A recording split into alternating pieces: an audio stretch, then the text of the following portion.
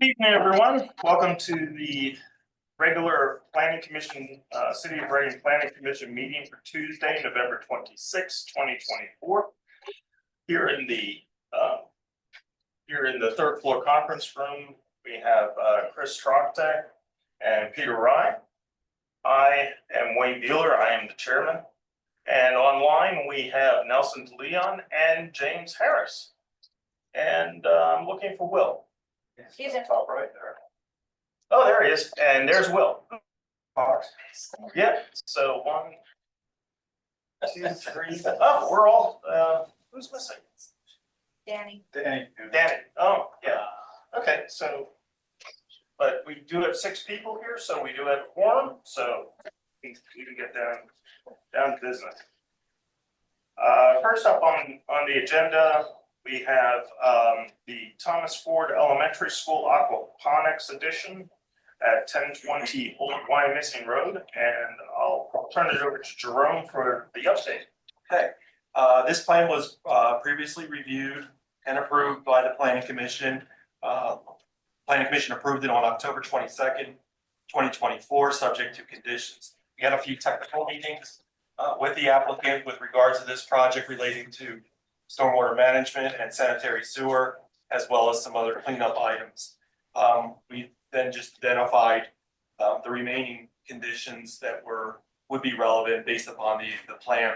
And those are rather simple items or items that need confirmation from those that previously reviewed and approved the plan. The biggest, I think, that most outstanding issue is the Berks County Conservation District letter of adequacy. Did we get that yet? No, we did get a couple comments from the pre-submitted, so the current plan is in here. Once we get their letter, certainly we'll forward it on to everybody in the city. See confirmation for that.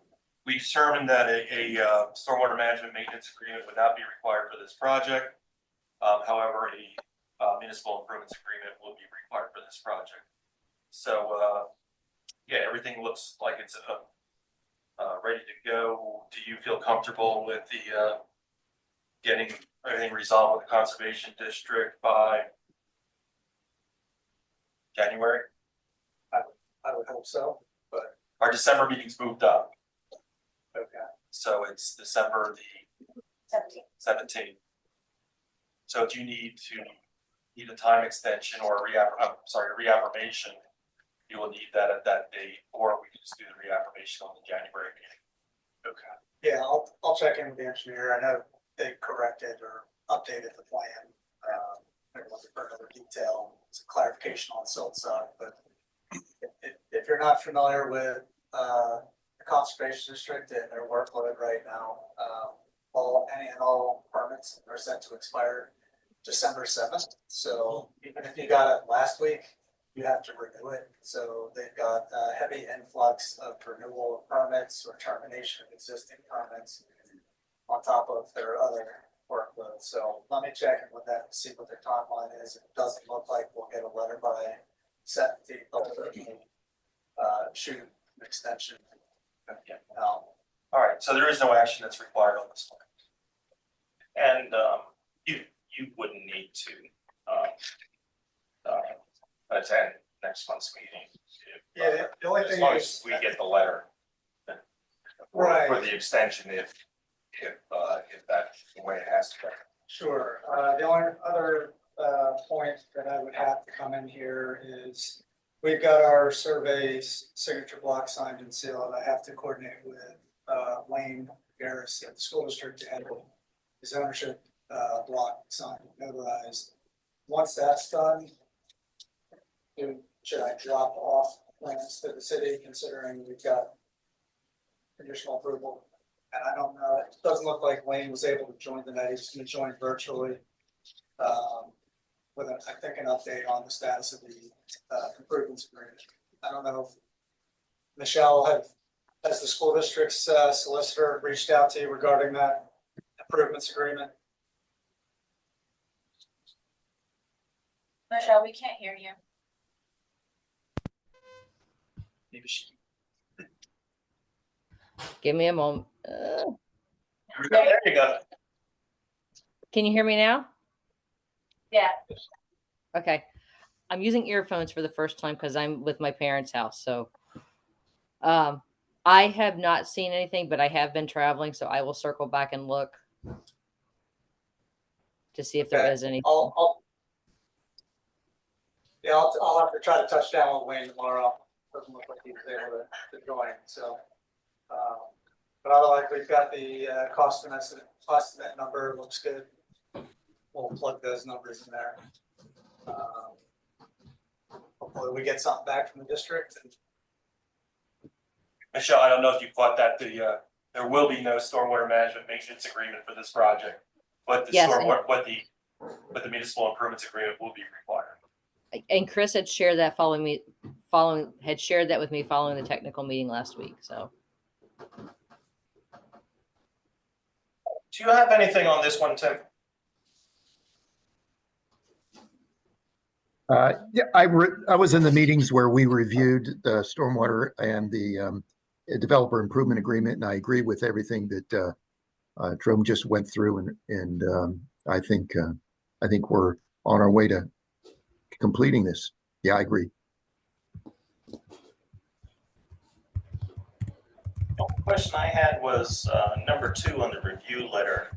Proposed plan has been revised to consider the 20-foot wide heavy-duty access drive requirement by the fire department. Sure. So on the plan, we had originally shown a 12-foot wide asphalt path coming from the rear existing parking lot towards this aquaponics facility. In discussions with Mr. Sirfos, his only comments were he needs that to be 20 feet wide. We also had that as light duty asphalt, so within our cross section, he wanted heavy duty. So those two changes would widen it from 12 to 20 and change that from light duty asphalt to heavy duty asphalt. So Okay, that's great. per his request. Do the commissioners have any questions or comments? Yeah, Mr. Chairman, this is Will. Yeah, go ahead, Will. It's not part of the conditions or anything. I was just wondering, I didn't see the elevations, what the architect's thoughts were, or the districts, if not now, perhaps in the future, of my suggestion about installing a canopy between the school and this structure, because it's a short distance.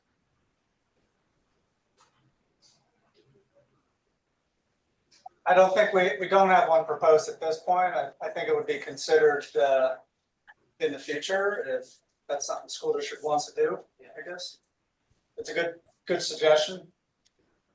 I think. Okay, well, thank you. See how it operates. With regards to the additional stuff, but that particular site. Same with we have the system put there for potentially doing some exterior gardening.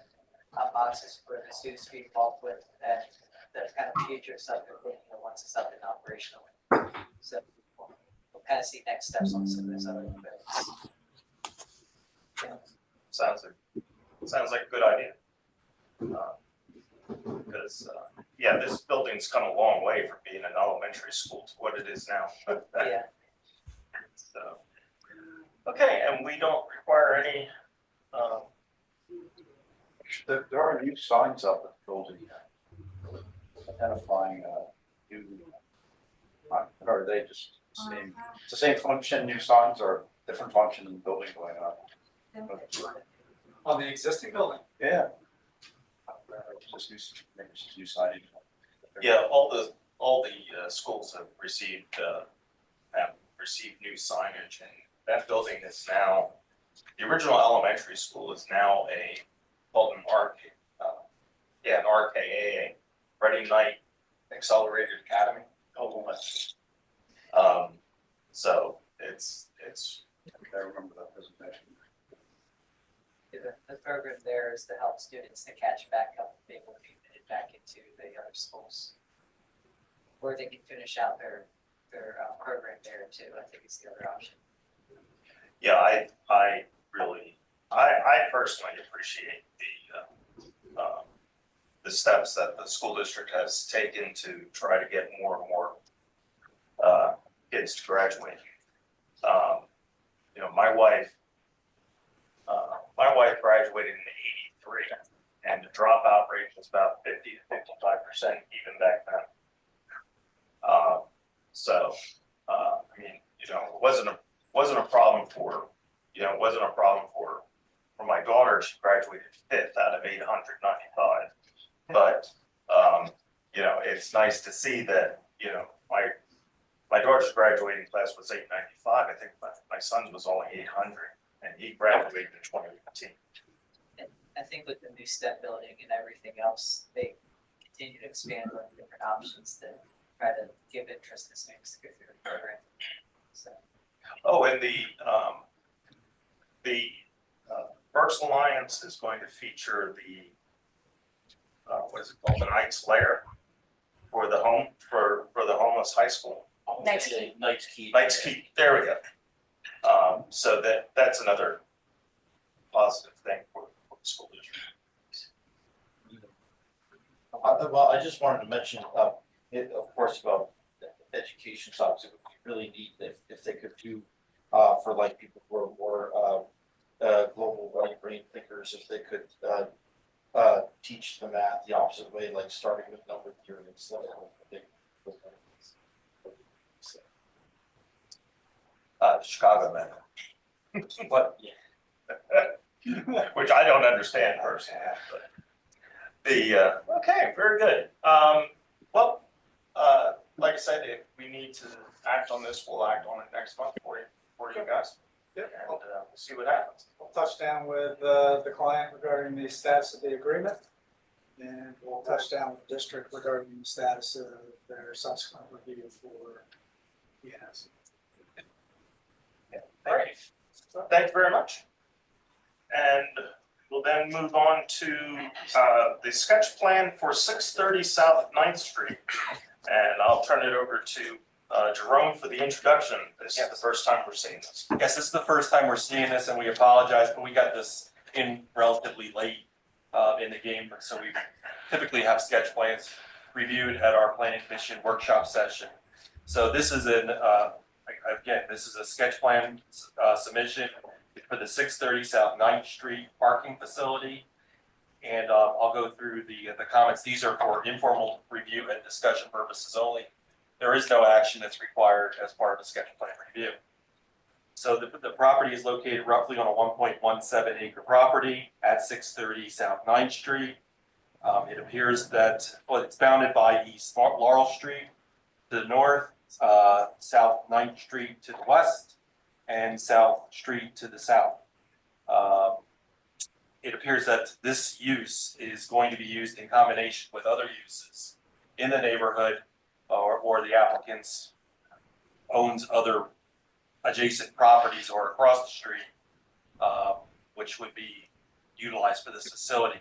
There will be 2 designated rental areas and automobile display area, as well as 79 plus or minus off-street parking spaces on this 1.17 acre site. Does not appear to be any buildings associated, and there's going to be 3 points of ingress and egress, one on each street. The site is located within the MC zoning district, and the proposed use, which would be vehicle sales and rentals, is permitted, but there is no references to parking facilities or surface parking areas as a standalone use within the MC zoning district. And I'll turn that over to Emily for her initial take on that use. Yeah, so surface parking lots, for whatever reason, the MC district is the only district that doesn't permit it as a use. I think that's something that was addressed in the parking amendments that are supposed to be going through at some point. But as it stands now, just a surface parking lot is not permitted.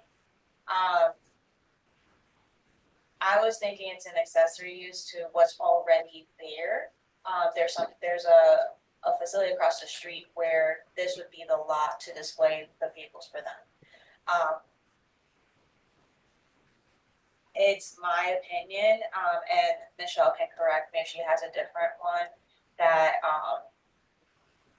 they can do it for the display area, but they want it to be open to the public, or they want to rent it out to individuals or other, uses in the area, then it would need a variance to the zoning hearing board unless the ordinance changes in the meantime to include surface parking areas. I would agree with you, Emma. So yeah, it seems like it's not really clear at this point, but it'll be clearer by the time they bring the preliminary / final plan back to us for review and consideration. There will be some setback requirements that the applicant's going to have to comply with. These are basically for building. They will have to comply with the maximum impervious coverage, which they should have no problem doing. And then I also then brought up comments with regarding the buffer yard requirements, which is 6 feet from the right of way along the streets that I had mentioned. So there will have to be a buffer yard established in those areas. Portions of the site are located within the steep slope overlay. However, these were man-made. And therefore there was probably within the center of the property is where the steeper slopes are. And I think we do a site review of it by the planning office or the zoning office. I think we'll come to the realization that they were all man-made. Yeah, and the areas where they're proposing the parking, it's already been like officially used as a parking lot. And I can actually show, so everyone can get a visual of it. But there's already some impervious in the upper area. There's no doubt they're going to do a stormwater management plan as part of this project.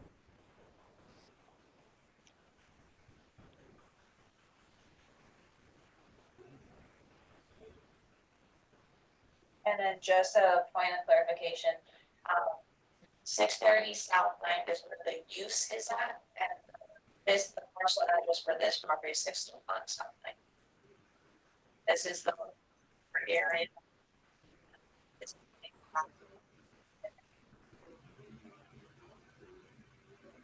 Yeah, that structure on it used to be for like a bridge or something. Yeah, and this is already, this something look like old concrete.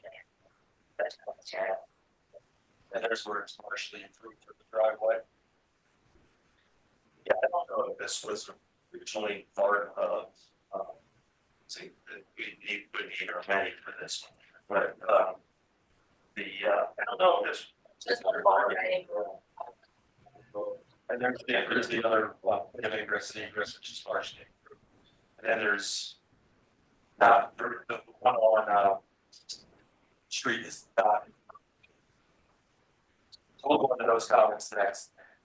Is that there are 3 designated points of ingress and egress. For these, they're all operate independent in nature to serve different portions of the property. Driveway 1 that's located on South Street.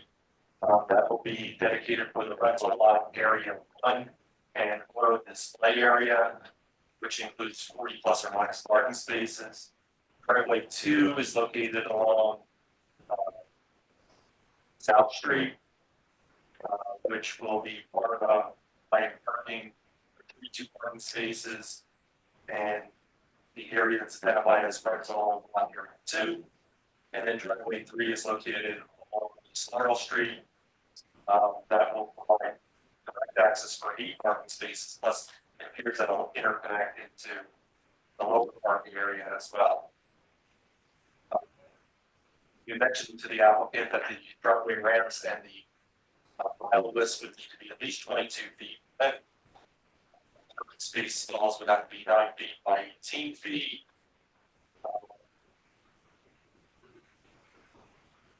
And then there are other points that we have brought up as far as discussion that they're going to establish 3 site triangles and the site distance would have to be established.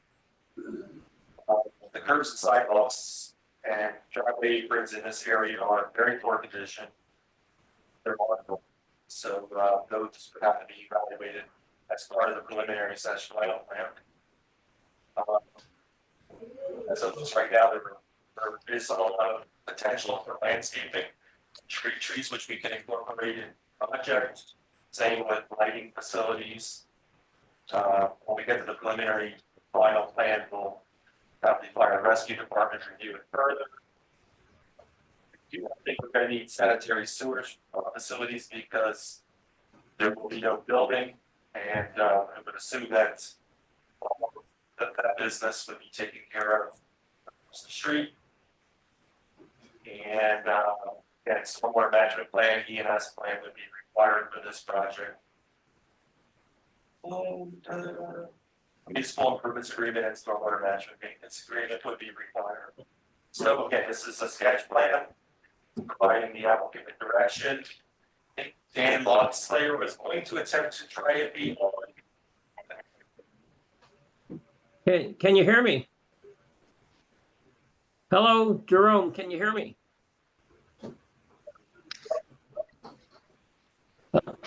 Hello? Dan, I can hear you. Oh, I can hear him as well. Yeah, we can hear you. Yeah. What's the Okay. problem with that?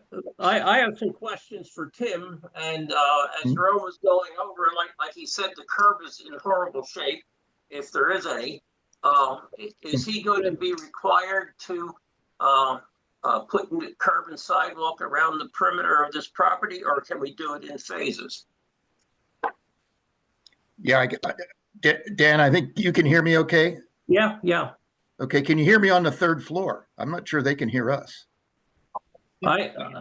Emily, Hey, can you hear us? it's a little choppy. I don't know, Nelson, if you can hear. I'm getting choppy audio from the third floor.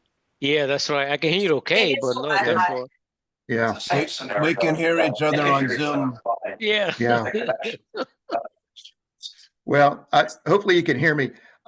Dan, I guess, we could entertain phases, but yeah, I agree with the way you have it drawn with the new curbs and sidewalks, because there's only one, like Laurel Street where the curbing, we'd have to go out and take a look at it. It seems like it might be okay, but the rest of it is either non-existent or very poor. Yeah, my problem on Laurel Street, the curbing is good, but if you project the street grade over to it, it goes over the curb. There seems to be subsidence in there. Yeah, So it could be. there's a problem in there for whatever it may be. Right. So, to build sidewalk off of that curb, and then there's like a gully from the road down to the curb doesn't seem right. So that was one of my concerns. The upper parking lot that comes off of South Street is Mhm. More or less a brick paved area. Right. So- Cobblestone. Yeah, and then the lower parts are all hard packed gravel. What are we going to do? We're certainly not going to look at this site as being meadow and doing stormwater. What are we going to look at for runoff coefficients to do stormwater? Yeah, I think in the areas that are pre-existing, we treat it just like any other redeveloped area. This has already been, I think that's an old building that used to be there. Yeah. And that wall that you're using as a retaining wall is going to stay. And it looks like you're going to be doing some additional retaining walls to pick up a few more spaces there towards South Street on the lower parking lot. There could be, unless they get into steep slopes and I put something quick together so that we Yeah. can get into to discuss how we Sure. want to work with it. Yeah, I like the idea. I think it's got a lot of positive future to it. I think just a few things.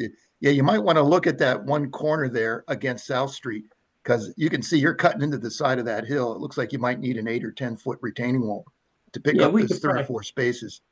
We could probably trim that back. That's right. no problem. That might The- be a the little gentleman wishful owns- thinking. The gentleman owns the building across the street. Okay. So part of that building is where a fellow wants to have a retail car sales. And then the portion of the lot that's facing Laurel Street is where they want to display the cars for sale. Yeah. But to Okay. answer your stormwater question, we've Yeah. always treated existing parking areas, even if they're gravel or brick, as impervious areas, so you've got existing impervious areas out there. So if you can designate that, delineated on your drawing, then we'll treat it as such. We'll treat it as Okay. though it were asphalt. Same thing. Okay. The only thing I saw, Dan, on this, maybe you can elaborate. Well, first of all, there are no buildings. That was a No. question. Yeah, no buildings. Okay, good. No buildings So, and no planned buildings. and any plan for sewer? Any plan for need for sewer connection? Okay. No. All right. No. The new driveway, and I believe there's 4 driveways. I think Jerome said 3, but I think you're planning on 4. 2 on South Street. One on South Street, one on 9th Street, and at least one on Laurel Street. It's pretty good grade down by Laurel and 9th to get. It looked like South. What's Yeah, that? it looked to me like South Street has a driveway on the upper parking lot and another one on the lower parking lot. And No, that it's not on the lower, lower. It's not on the lower Tim. That dead ends. oh, okay. Good. Well, that might answer my question. And I may have misinterpreted let me pull it up here so I could see it myself. I'm looking at it on my screen. Okay, so that's just, it dead ends there. And so there's just one driveway to the lower parking lot. Okay, I get it. That looks good. Yeah, because if that were a driveway over there would be some problems. Yeah. Stormwater, we talked about, curbs and sidewalks. The only thing I would add there is your curb detail on page 2. You're showing a 24-inch deep curb. You can Yeah. make that a standard 18-inch deep curb per PennDOT. A standard 18-inch PennDOT curb would satisfy the city's engineering standard for curbs. Now, I believe Jamal's not there anymore, but he was looking at getting a grant to put curbs and sidewalks in south of Penn. Did that ever go through? As far as I know, I don't know what. Yeah, I don't know if he actually got a grant for doing the installation. He had a grant to do engineering, preliminary designs, concept designs, and I'm not even sure if that has been awarded yet. I think it's still in review. So I really can't answer your question. Could be, but I don't know the answer to that. And the general consensus, at least with my office, is the adjoining owner is responsible for the curbs and the sidewalks, as you're aware. Sometimes the city will pay for curbs and sidewalks, like we've done this on blighted neighborhood projects, but that's only where the city has received outside grant sponsorship, you could say, for that.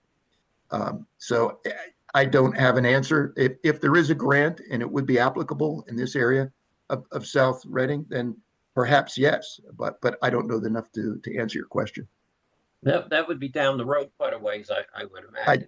I would, yeah, could be, yeah. So the way I'm thinking, they would do this maybe in 3 phases, and the parking lot that comes in off of South Street is already being used by the building on the other side of the street.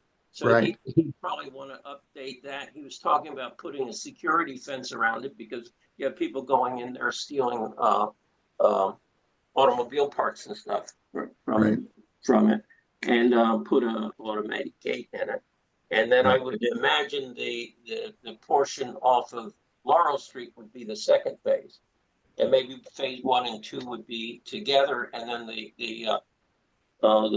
would be the western part going towards South Street would be the later part of the phase. So that would break his curb and sidewalk up in maybe a little more manageable doables rather than doing the whole deal all at one time. I don't have a problem with that for Public Works. I guess I'll leave the rest of that answer up to the Planning Commission. Okay. The other thing is, go ahead.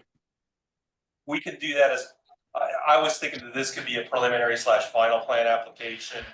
And we could figure out the phasing scheme of it and coordinate that with the stormwater management plan and the erosion and sedimentation control plan on how that would be organized or considered as part of the project. But yeah, I think you can do the phases for this project. And if the applicant or your client does want to just see how it goes for a while, then we can just approve a portion of the plan and then have the balance of the plan then be brought in for later approval.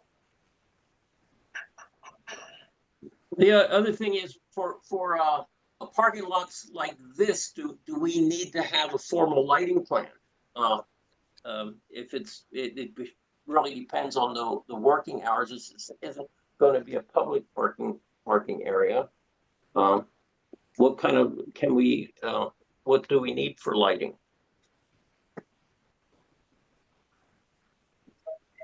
Dan, I can send you the part of the ordinance that would be applicable for lighting.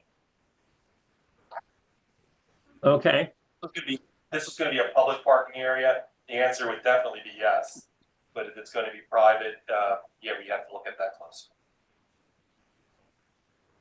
Okay. The landscaping we can do. Then I think we pretty well covered everything. I think maybe Tim and I should look at that subsidence along Laurel Street and figure out what's going on there and how to resolve that. You think it's in the street itself, Dan, did you say? Yeah, if you would pull a line from the center line over to the top of the curb, your grade of your road would be higher than the curbing. And as you come in, say 3 or 4 feet from the curb, there's a dip that goes down in there that you get a car stuck in. It's not a good situation. It's like everything went down, or for some reason they built. I can't see them building the road that way. So something's going on in there that needs to be corrected. Yeah, we'll have to take a look at that. I don't think this there's on Laurel. Is this on South Street? Laurel. This would Laurel. be. Yeah. The length where it looks like they only have the only stretch of good looking curb has the subsidence. Looks like there might be a subsidence on South Street too. South Street is just all beat up the stone curvings and stuff. It's really in poor shape. It's almost even with the street, so there's no real curb reveal there. Yeah. And a good part of 9th Street also is the same thing. It's really in poor shape. And I don't think there's any sidewalk on the whole thing, except possibly some handicap ramps on both sides. Yeah, they're not even the upgraded ramps. Yeah. And just for everyone's benefit, this section of South 9th Street is a city street. It's not a state highway like it is north of Bingham Street. So there's no PennDOT involved with any of these driveways.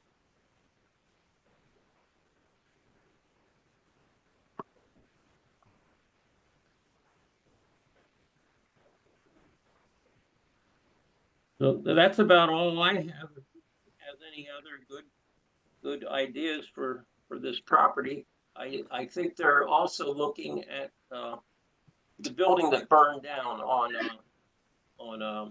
just down the street at 9th and what is that? I guess that's 9th and Laurel. Building. Yep. Yeah, that's fine. I think they're looking at doing something with that building too.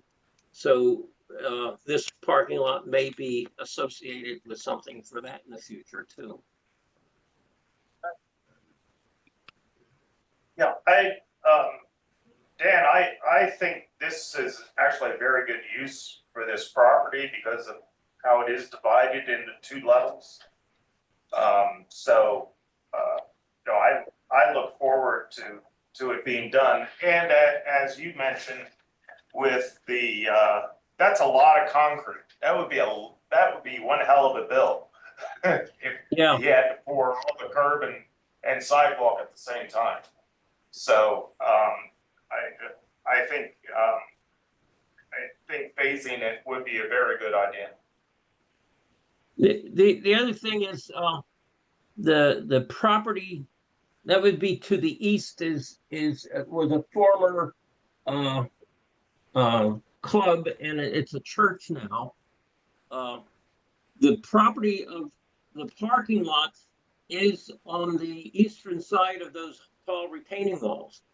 What kind of buffer do we have to put between that property and the parking lot? Because we got probably 8-10 foot walls that are dividing the properties. That's a good question, because there is a land development plan for that church. We took a look at it about 8 years ago, I think it was. Yeah, I did it. So there is a recorded Right. land development there. So I don't know but I don't remember what we required there. Dan, is that a retaining wall or is that part of a building too? It kind of looks like a retaining wall. I believe it's a retaining wall, because now I don't know if the church did something different, but I did a land development. Yeah, I remember that. And then they never built it. I guess the cost got so expensive. And we were looking at those walls, especially the wall over on facing Laurel Street. We didn't want to get water infiltrating back in back of that, because you'd probably be collapsing it, because it's a stone masonry wall that is looking kind of poor with some of the masonry joints. But when you read the deed of that property and the property with the parking lot, the parking, it distinctly goes along the eastern edge of those tall retaining walls. So it comes in off of Laurel Street and jogs around, and it's on the eastern side of the wall. So the wall is owned by the parking lot facility. So your question may be then, does the wall act as a buffer since it's on the think so. property? It's either that, or I have to build a buffer next to the wall, and it's going to be shielded from the property by a 6 to 10 foot wall. It's kind of a poor use of land, and there's not enough land on top of the wall to build something there. We had other challenges. We had other challenges that we'll be able to work. Okay. I think there's plenty of room up there to do a parking lot. We can leave some landscaping and stuff in there, because I like it to do 20, 24, and 20, so that's 64 foot wide parking area, and I have more than that space up there. So it lays out with a nice, but you can't get kind of something in the middle. So there's plenty of room that we can leave some room for landscaping.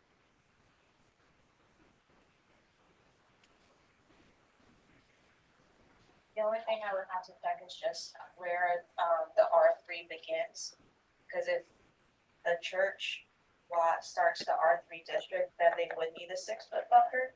But typically, it's not a requirement for zoning to have a buffer between two non-residential uses in non-residential districts. But if it lands in if the church is in the R3, I'd have to go back and check. Then the buffer would apply. Very good. All right, So- does any commission members have any questions or comments on this? Yeah, I have a question or two. So if I understand correctly, I guess it would be a zoning determination whether to consider this lot a parking lot or an accessory use to the business operating across the street. I was wondering if there's an analogy here with a car dealership, and if it could be looked at that way also, whether that might be another angle to under the zoning. Well, yeah, across the street, it's approved for auto sales. Oh, so that is the use of, so it would be, I'm not sure, I didn't look at the zoning if that's how it's if that's how it's listed, if there's a dealership or auto sales. We have ones for, go ahead. Oh, no, I was gonna say, I'm pretty sure, I can go back and verify, but I'm pretty sure that there's already a permit for auto sales at 630 South Pine, or at least auto repair. It's one of the two. Right, because that's what I'm getting at. Is there a difference in the zoning for sales versus repair? Like think of the car dealerships that we have, where they're big lots. They're both permitted. They're both permitted, so Right. if it's one or the other, it would still be accessory. It would be accessory to that. In other words, what I'm wondering is if let's say it is a car dealership, do the normal rules apply to as far as lines spacing, like the size of the parking spaces and all the things that go with that, or is it a totally different kind of a regulation? No, it's the same. Okay. And then there would have to be ADA and all that as well? They would have to provide that, yes. Okay. Okay, so it could be one way or the other. Okay, I was just wondering that. Thank you. And then the other question, does anyone remember? I think this is the site of an old house that in which a restaurant was operated in. I think it was called the Apple Inn. Sometime at least in the 1990s. That's where the church is now. Adjacent Yeah. to it. Okay, so on the corner, what does anybody know what was on the corner? I can't remember that other plan. As far as I think it was the Reading Brewery building a long time ago on this site. Oh, it was part of that complex. Okay. I believe so. Okay, that's interesting. Okay, so the other, what I was thinking of was adjacent to it. Okay.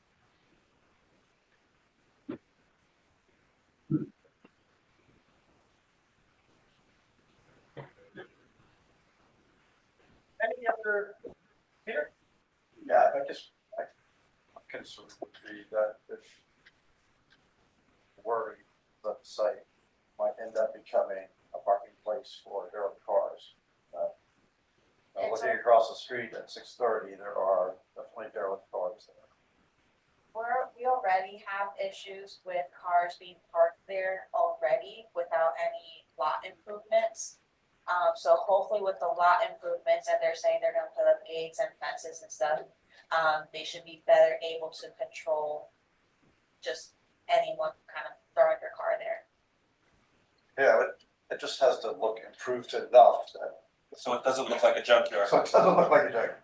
And if they are working on cars across the street and they park cars that are in need of work there, and they sit there indefinitely, and that comes into the fact that.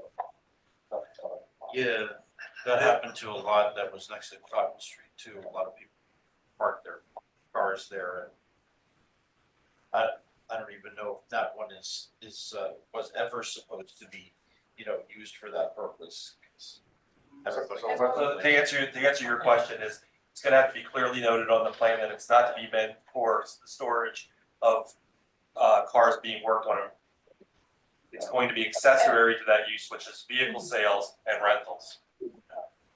Yeah, and I was gonna say, if they are going to use that as kind of like an overflow for cars to be worked on, when the plan comes in, we can talk about, screening it. That way it's not, you don't necessarily see it. The type of fencing, having slats in the chain link, whatever. These vehicles will all have to be licensed and have tags. Right, and not sit there for more than a certain period of time. We could work those conditions out on the plan. Because we don't want to junkyard. There used to be a auto repair facility on Route 724 East Pikeland Road down near Spring City. And every time I passed this place when I was young, for about 15 years, it always got me that there was an Edsel parked there and that never moved. Yeah, I've run into this of other municipalities. So yeah, we're gonna have to put conditions on that. Cars need to be in an active state of repair and they have to be licensed and, in, not sure, licensed and inspected.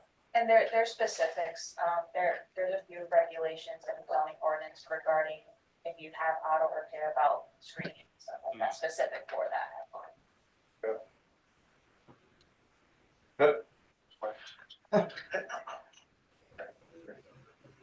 Okay, anything else on this one? No, I'm good. General- If everybody else is good. Go ahead, Chris. Yeah, a general comment, I mean, just that I have known that Reading has had a history of like, you know, shady shops, and it's good that a good big one is coming in, for lack of better words. Yeah, it seems like he wants to redevelop the whole area. Yes. So that's, you know, that's good for that area. Yeah. Yeah. All right, very good. Well, thank you very much. We will move on to our plan reaffirmations. So yeah, the first one, and it looks like our only one, is the Reading Housing Authority Oak Brook Land Development Plan, which was reviewed and approved at least a year ago, maybe two. And the plan and or other components of the plan may not have been, or were not recorded. It's not sugar-coated. So we just need reaffirmations that they can record their plan. And I am looking for those agreements. Yeah, just to I give you, think, if you don't mind, yeah, I'll just give you an update too. And they also requested a final inspection from Public Works in accordance with the ordinance. And we did that on the 8th of November. And the inspection went well. Of course, they have some seeding that needs to be established with the drought. They didn't, it failed in most of the areas. And we're fairly certain they'll be able to attend to that with their maintenance crews when we get the seeding weather back again, hopefully in the spring. The only other two items is the recorded plan. We didn't have that, so we can't sign off on the final plan as complete until we see a recorded plan and the stormwater management agreement. We saw the draft. In fact, I think all the correct information was filled in, but there was no signatures. So we'd still need to see that submitted so we could sign off on it as complete. They were hoping to get that completed so that they could extinguish their escrow and their letter of credit. But unfortunately, since without those two plan and agreement, yeah, we weren't able to do that.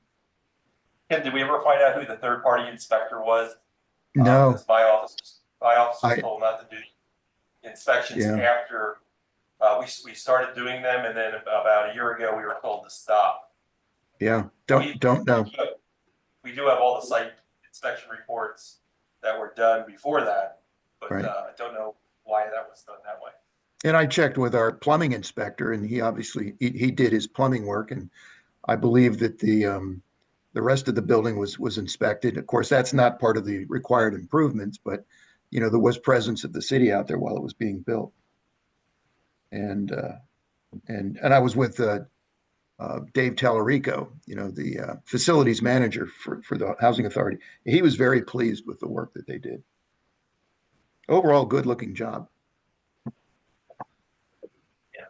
It's just nice that they, Yeah, right? yeah. All Exactly. right, do I hear a motion to reaffirm the Reading Housing Authority Oak Brook Land Development Project? Yeah, I'll do that. Okay, here. Okay, second? Second.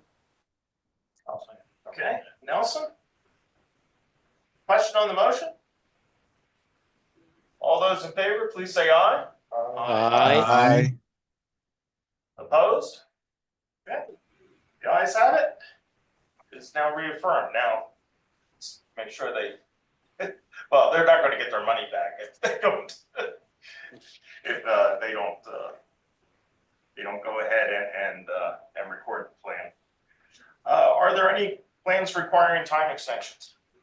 Not this month, but next month they're gonna be. Okay, is there an update on the downtown strategic plan?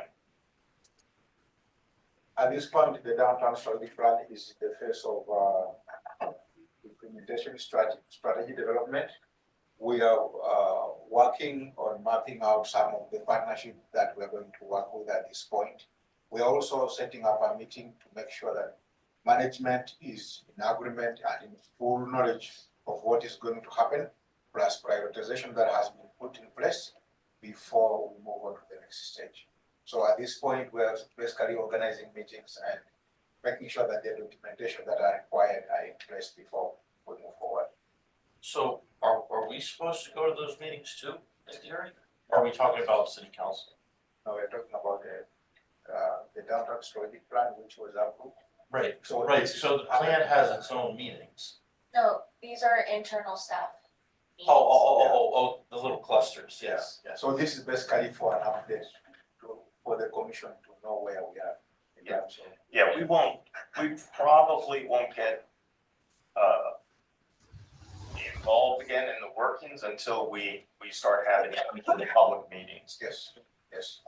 When we start having public meetings concerning the strategic plan and or its relationship to the comprehensive plan, then we would get called back in. Yes. Okay. And now that's going to be our next step. We intend to start internally with the staffing team, make sure everyone is on board, our management. Then now we open it to the wider public, where the commission and everyone else will actively be involved. Is there a plan to use consultants, like with the Stantec plan? There's that's a good question. Right now, what Simon and I are both doing in conjunction with staff is to identify and prioritize the recommendations that are contained in the plan. Now, each of these 139 recommendations all involve other departments. For example, Public Works may have the lead team to take over. Certainly, community development has a number of them. The downtown commercial court. I mean, there are various departments that will be taking the lead. So once we identify those and they agree, yep, that's the way it's to be divided, and we agree on the prioritization, then we're going to identify costs, funding options, and what the next steps are. All right, so this is just the implementation of the downtown plan, right? Well, what about the broader strategic plan for the city? Is that Now that's the plan which we have started on the funding aspect. We're basically looking for funds at this point to make sure that that also commences next year. Okay. I was to bring the letter of support Oh, in we can't hear you. this meeting. But the reason why I haven't is I would like everyone to get on board first, Yeah. be involved, make sure All right. it is, agreeable before I bring it to the commission. So for all the different groups that we're consulting from within the city, will they do their stuff and then get back to us with reports, and then we need to basically have a general look at all of those things, right? Yeah. I mean, No, the administrative department's going to be they're going to be the keeper of how this project is, how the overall project's implemented. Community development will only have, I would say, 30% of the work assigned to it. yeah, so about us, like, what is the definition of staying in our lane for this particular project? You mean it for the planning commission? Like for the planning commission, yeah, because we're not like overseeing everything, the administration is overseeing everything. Are we the ones working on the aesthetics or what? Your next thing, the only, and correct me if I'm wrong, or Simon, is once the comp plan starts getting underway, then maybe you can ask to see where the downtown plan kind of fits with that, where we're at. You're more than welcome to ask for updates on, who's doing what. I'm sure Yeah. you'll hear reports like during council if things come up. But Can- like they said, if there's any public meetings, then should Yeah, be involved there too. you're gonna make a list of the public meetings? Well, that will be advertised. In a newspaper, which of course I don't subscribe. Well, on the website. Oh, on the website. Yeah, on our website, we advertise all those public That, meetings. and the latest, if I remember correctly, the latest version of the sunshine law doesn't require an advertisement in the paper of record. Yeah, For public hearings. Yeah, I Only don't know, requires- cause I don't, only requires publication on the website. Michelle? That is the first, but I will, okay. That is the first I'm hearing that, but we will definitely look into that. Yeah, I've always, it's been customary where it's advertised. But anyway, the departments that will be involved so far that we've identified would be the administration department, the city core, community development, public works department, Reading Parking Authority, Reading Area Community College, Schuylkill River, Passenger Rail Authority, Schuylkill River Greenways, and there's the Blighter Review Committee. I mean, there's others that are gonna be added to this list yeah. on who's identified as the lead. And then it's gonna be up to that lead agency then to carry the ball forward. And certainly, once we turn over this matrix over to the administrative department, I think then how it's going to be assigned. A lot of these recommendations have already been started. specifically the zoning ones, it had recommended about, provide, amendments to parking and stuff like that, specific to the commercial core, which has already been started. So we've identified these as priority one. The recommendations have been considered by the city of Reading, and its implementation efforts have been authorized and or initiated. Phase two is they've been thought of, the recommendations, but they haven't started yet. Just a technical. Phase three, or priority three would be the recommendations have not been considered yet, budgeted, authorized, but they're identified in the plan. So we have a lot of number ones that have already been started. I want to add to your list of groups, the CRIZ authority, if in fact we get a CRIZ designation, that would be something we have to intersect on. Yeah. Because what CRIZ is interested in property development, yes, it'll be a while before it's interested in infrastructure. That's the revenue ongoing, but nonetheless, we're prioritize it to align it with that town plan. What properties are a priority for redevelopment. Are you having public meetings now? No. For Chris? We're working amongst the CRIZ staff. authority is formed and it meets regularly. But like, can I watch them online or? Yes, is that- absolutely. you can. Oh, okay. When is the time and place? Or, The next meeting is Tuesday, the second. and is Chris, listed as one of the boards and commissions under the, city's website? It is officially an authority. Okay, It's meeting Monday the second at 2 p.m. but like, if you can find the link to that next meeting, that area. Answer your question, Peter. You asked a question about whether we're going to engage consultants. Yeah. Now as we unfold the plan, we find that there are sections that cannot just be implemented directly. Like, for example, Riverside.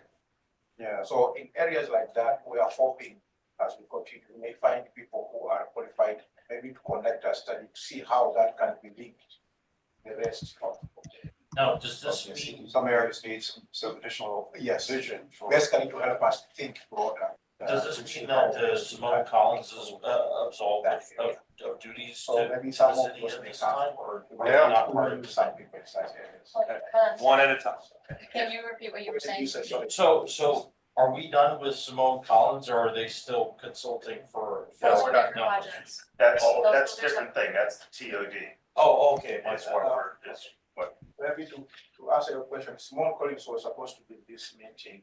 Okay, This meeting, but he requested, he will not be around, so we are going to have him on 7th. He's going to present to us about TOD, and he will present to us about active transportation plan. Oh, yes, thank you. So we're going to meet him. Okay, I'll try to attend that, virtual. Next Tuesday, he'll be talking to staff about the same. So Yeah. we are still having him on board, and we can get you. You got the email that I sent to Jim too, right? Yes. Yeah. I don't know who he is, but he was on the EAC this morning. Yeah. There's a lot of moving parts. Yeah, that, but the nice thing is that we have it to the point where we don't have a bunch of consultants running around, earning, racking up billable hours at this point. Because that's, yeah. That's one thing that I've been Thank God, right? Right? Those stickers. So when you specify the lead organizations within the city, will you also specify the lead person for each of those organizations? Like, for example, what's his name? Jack sits on the board of RAC, but he won't be the RAC official contact, right? No, so we haven't gotten that far yet. Oh, okay. That's micromanagement. Okay. But just to mention, to echo what Mr. Wayne is saying, this plan basically at this point is being led by staff. And the reason for that is, like you're saying, we're looking at the cost that is involved in doing that. It's expensive, like to have consultants running everything, it costs. And it's not cheap. Yeah, our matrix chart right now consists of 9 categories. It's referencing the section, what the actual recommendation stated, where it's the type of recommendation in the area, its priority rank, who the lead agency would be, an estimated cost of what the improvements would be, where the funding's coming from, and what the percentage of the project is completed to date, and what the next steps are. So we're undertaking quite a bit to try to identify these things. And this is going to administration at this point, and then we'll attempt to break it down and group the recommendations together where they make sense and say, Public Works is doing this, the city core is doing this, community development's doing this. So it'll be easy to know, and there's no overlap. Right. Oh, No competing agendas. out of curiosity, when is that Chris deadline for the state? When will we know if we have it or not, basically? Chris? Yeah. We think it's by the end of the year, Okay. calendar year. Okay, so that's that. All right, yeah, no, that was a good discussion on that because, Good point though about staying in our lane. That's what we're trying to, that's what we're attempting to do is develop the lanes. Yeah. And again, if at any point you want an update, you can always contact staff and see, hey, I know this thing started. Has there been any progress or whatever?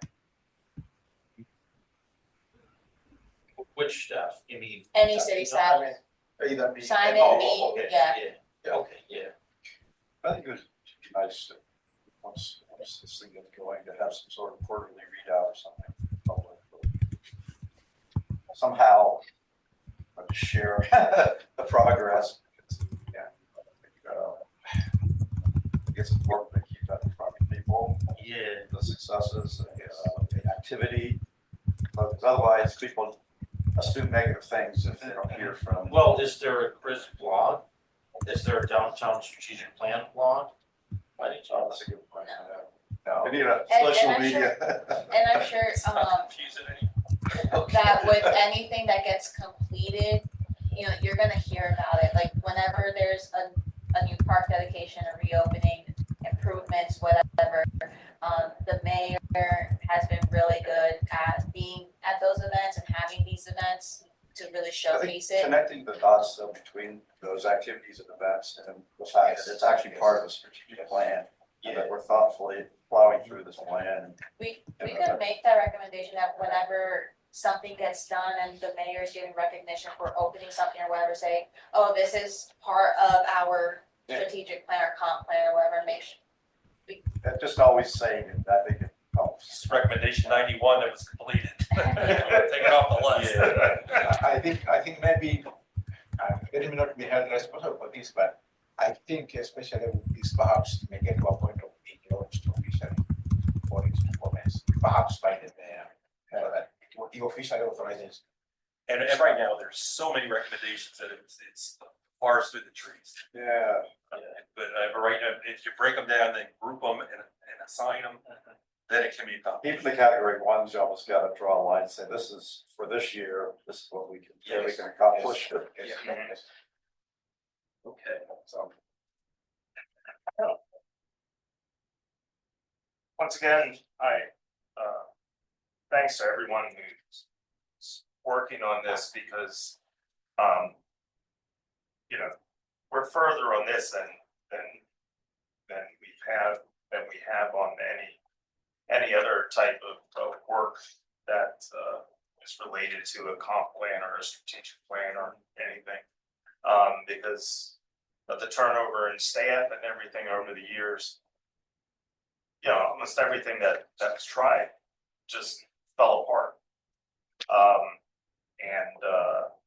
So, you know, now with some stability, we're actually moving ahead. All right, anything about the zoning amendments, phase 1 and 2? Yes, so the draft amendments were sent to you for review. We had a successful meeting with the Berks County Planning Commission, and we're able to discuss their comments and integrate them into the updated draft, which is now dated November 17th. Wayne has kindly given me some additional areas that the areas were overlooked because they were the introduction or the setup for the ordinances were the whereas clauses. Some of them don't make sense anymore because we've deleted certain things. So we're gonna have to go back and just double check the whereas clauses. I'll issue, Simon will issue a new draft, which will then indicate the correct whereas clauses. And everything else is fine. It's just a couple formatting things. But for the most part, it's just those whereas clauses were never fixed once we split the phase 1 and 2 amendments apart. One of the approach that we have taken lately is to make sure that as we work on our amendments, especially in the city, we want to collaborate with the county more closely and make sure that we are at par with what we're working on, so that as we move forward, we move as a team. And at this point, Mr. David Hunter has been very gracious, working with us. We are having meetings, and at this point, he's in support of what we have. Best that we have together. We should see a letter that allows us to. Speaking of the county, have any of the rest of you been attending the county planning meetings at all?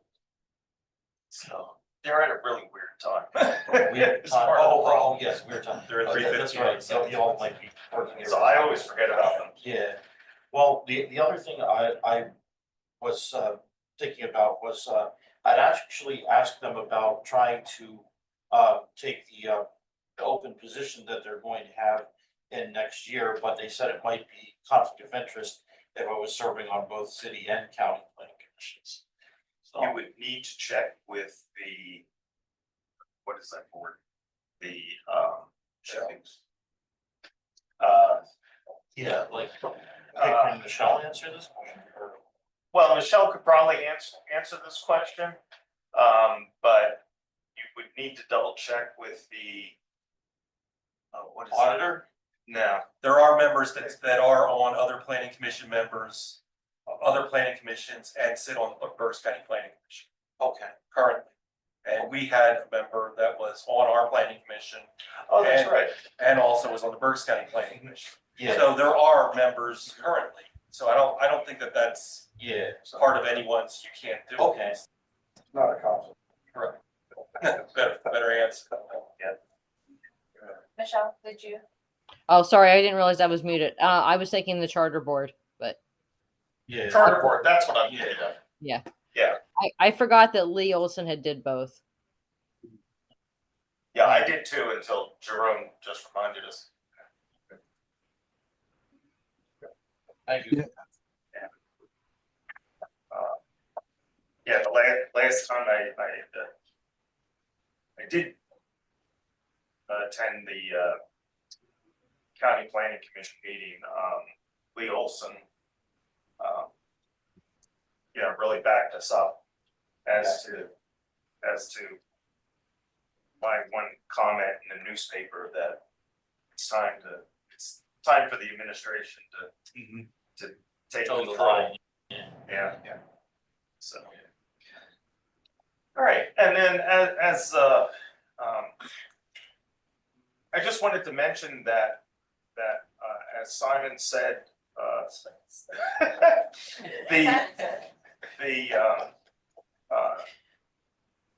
the cooperation with the county planning commission really helps because the items highlighted in pink, even though they're just small changes, they're very, very meaningful changes, I think.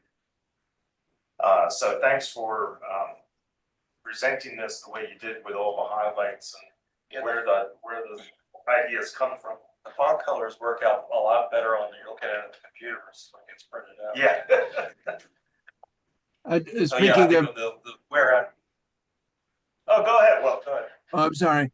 Speaking of the changes in pink, and yes, it is quite helpful. I noticed one thing on the phase one, not the adaptive reuse, the other draft amendment on page 7, where you see section 600-1201. And then there is subsection A.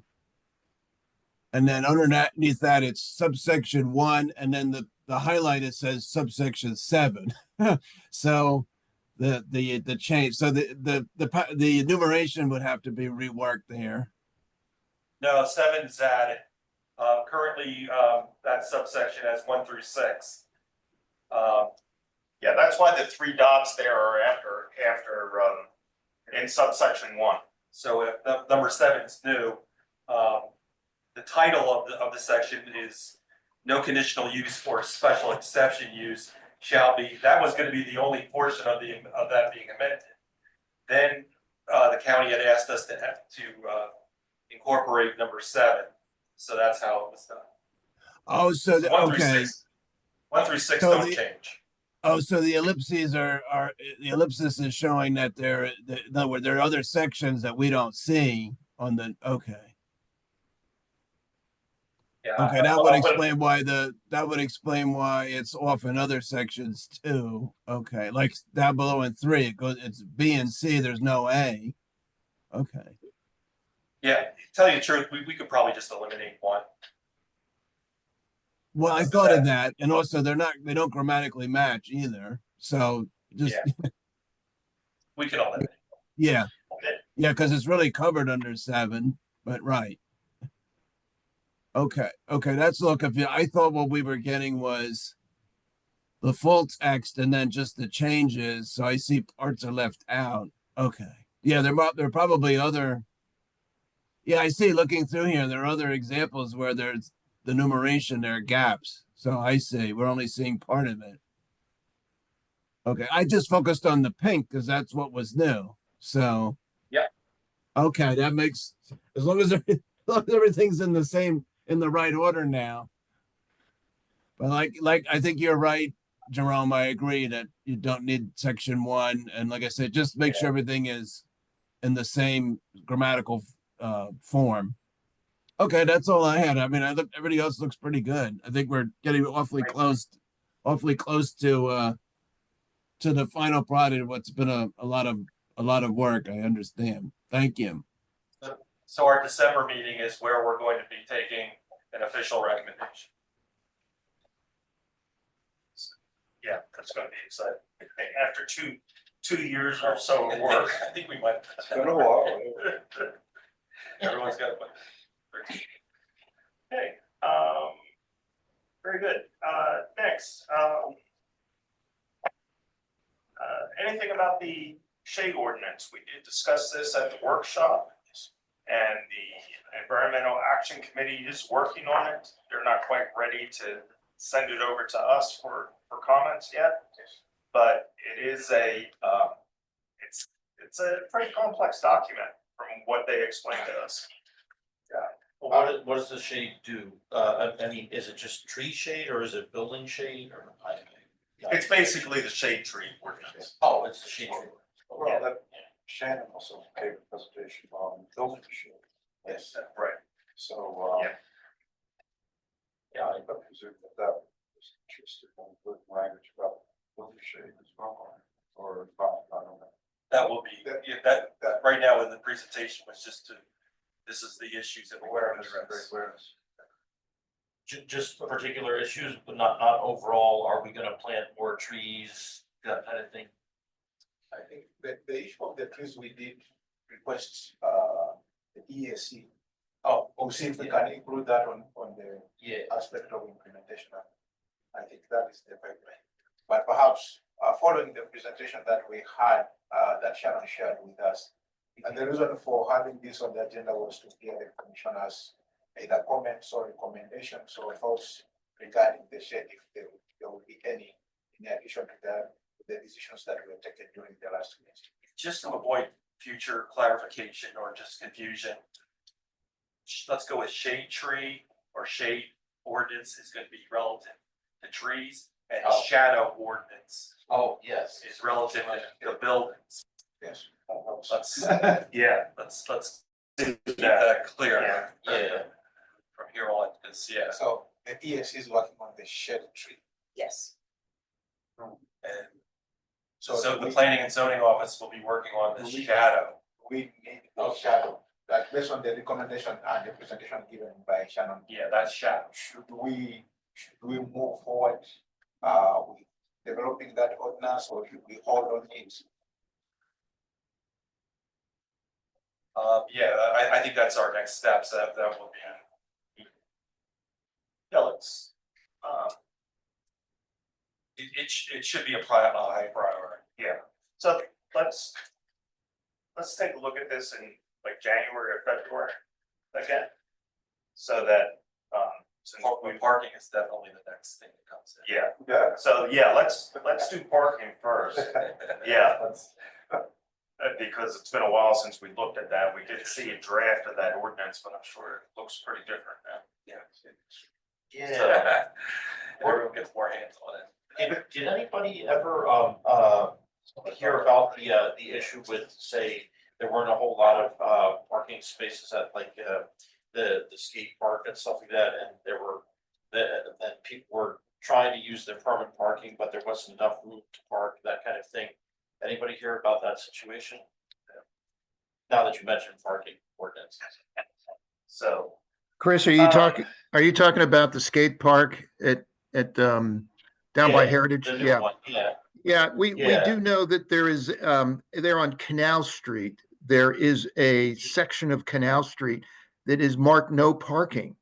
And we're not sure why, and we're trying to do a little research, although we've been so busy, we haven't had a chance to really dig in, like DS Smith. Oh. DS Smith has their facility Yeah. down there. Do they need it no parking for their trucks or traffic? We don't know, but we don't know why. And this is not the first time the city of Reading has had large sections of no parking, and we don't know why. And when we end up just reversing that, that may be part of the solution for the skate park, is to, if we can open that up for parking down there and get some more spaces on Canal Street. So it's on the list. And it's kind of cramped down there too with the trucks coming through sometimes. And I mean, I see kids skateboarding to the skate park all the way from my neighborhood at Washington, and sometimes going the wrong direction, and scooters and stuff like that, But that's just another thing to think about. Yeah, if anybody has any historic knowledge of why that would be no parking, we're all ears.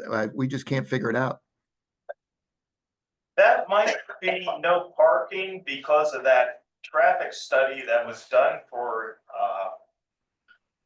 the predecessor to DS Smith, United Yes, that- Corrugated. Yeah. United Core Stack. United Court. Remember when they put in the power plant, they were required to do a parking study. Parking and traffic study. Really? And I'll have to find that traffic study. That traffic study is huge, as I remember. Wow. Yeah. If you know where it is, I'd love to see it. Yeah. Or who did it, or maybe we could look it up Yeah, here let's- somewhere in the files. Because I'm not aware Yeah, of that study. Yeah. Do you know how Yeah, long let me ago take that a was? look for that. Oh my God. And it had to be at least what, Oh, let me see here. 10 years ago, maybe? Well, if it was 2006, 2007, probably. Oh, okay. Yeah, I was gonna say if it was the power plant, it was that around that time. Oh, okay. You know, Because I Yeah, was that- still there. Canal Street. That may have some answers for Canal Street. Yeah, because we could gain a bunch of spaces that really would be helpful down there. Yeah, let's, So would that kind of thing be in the planning archives? stuff that old is going to be a, Could it it's be? going to be a physical copy, and finding it It's going to be. in a the physical effort, office yeah. could take 2-3 weeks. I've seen the boxes. We Yeah, we have started on, sorry, Michelle, go ahead. So look for the Evergreen file, right? Wayne, is that the name? Oh, Evergreen would yeah, be the power Evergreen, plant. that's great. Yeah, Okay, so not United Core Stacks, but Evergreen, even though they're related. Okay. yeah. And you Right. think maybe what, Michelle, 2006, 2008, something like that? Probably closer to between 8 to 10, because I was there from Yeah. 05 to 11, and it was in the middle of that time. Okay. Because Public Works keeps files too. If it was a submission and received the director's review, Public Works director's review, then, we may have it in a box somewhere. So we'll look to, Okay. Yeah, and I'll see if I have it in my closet. Just like the River Place plan. Please share. So yeah, okay. that might be the answer. I think that would be good.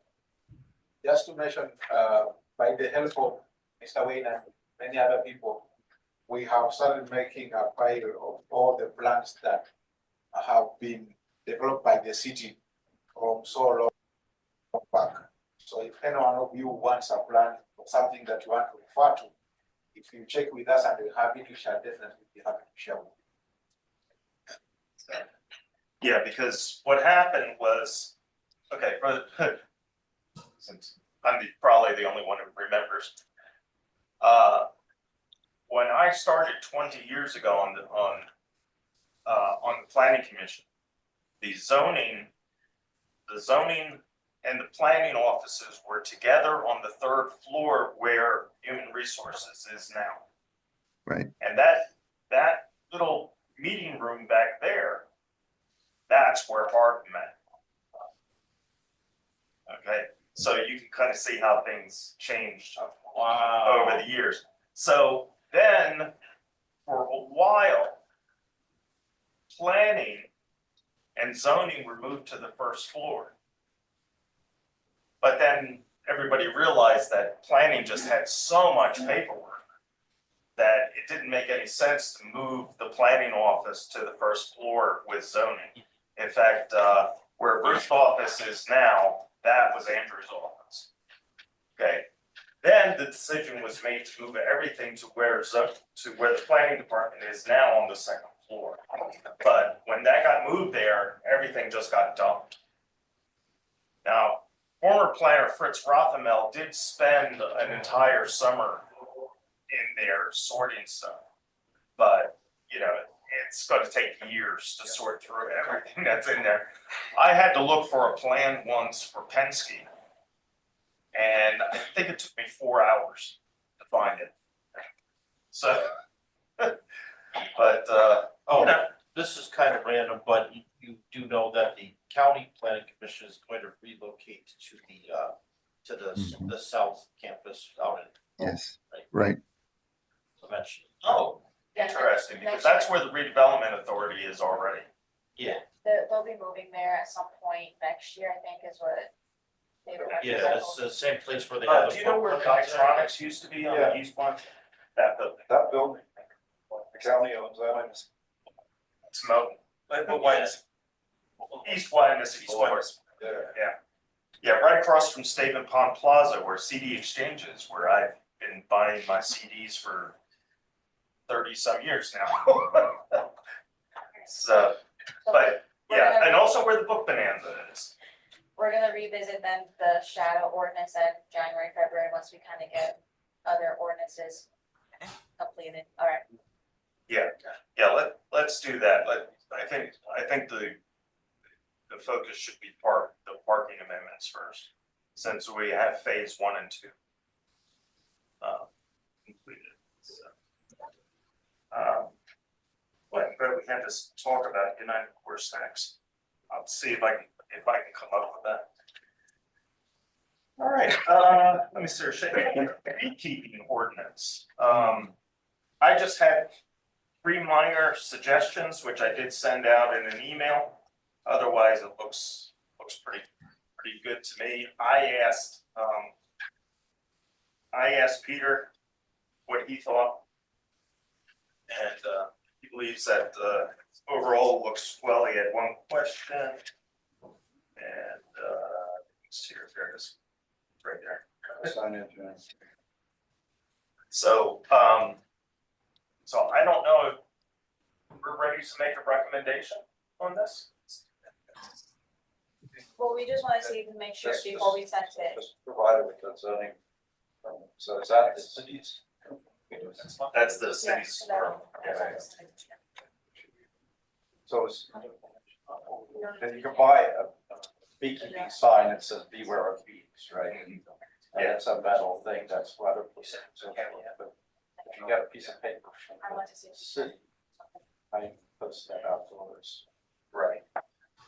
So we will, we're still trying to figure out kind of exactly how we're going to do it, but there will be a sign that they will be given or something that they can print out, something. We haven't figured that part out yet, but we know that there will be some sort of signage that they will have to place on their window, like facing like the sidewalk where people can see it. That way, if you walk past it, you're made aware that there is a beehive in the vicinity.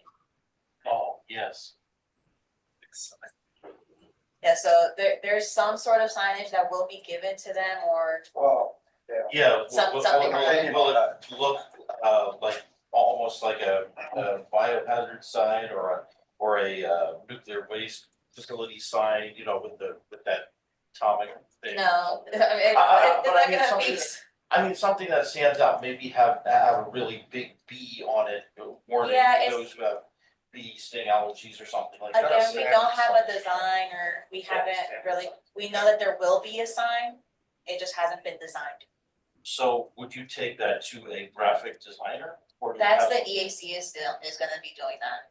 and I just made a suggestion here that don't require to post a window with the residents, because where the beehive is and where the window is, it's gonna be very different places. Well, it's gonna be on their property, so it's gonna be viewable to anyone, like, if you're walking past a house, you know it's gonna be there. Right. And, My house is on 3.5 acres in the city. well, so. Where this the is- house is and where the beehive is are very different places. Well, this is also the thing, is that within the city, since the lots are so small, they're going to need, their neighbors to sign off on it. So their neighbors are gonna know. Well, that's fine. I'm just saying that, the sign, there needs to be a warning sign in the vicinity of the hive itself. Well, so, Yeah. And that's so how that I read people on this. that approach it, know what it is, and if they have an allergy, they would have to avoid it. So this thing is not enclosed in any way, I guess, like the Well, the beehive hive itself. is a enclosure, but it's not like the bees are restricted to the hive. No, it's. Yeah. it's Oh, yeah, out they in have the to be open. free to roam, Yeah. yeah. Just So- don't they migrate to like Mexico or something like that every season or something? No, they stay happily inside the beehive. Oh.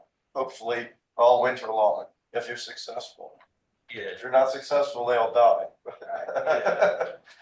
Good point. Yeah, they do not leave though. That's an unsuccessful experience if they leave. Yeah, I But like, don't they have an area through which they roam? They fly a 2 mile radius. Yeah. That's probably, yes. Okay. Yeah, and so, again, when thinking about the signage, we're thinking of the typical row home that's in Reading.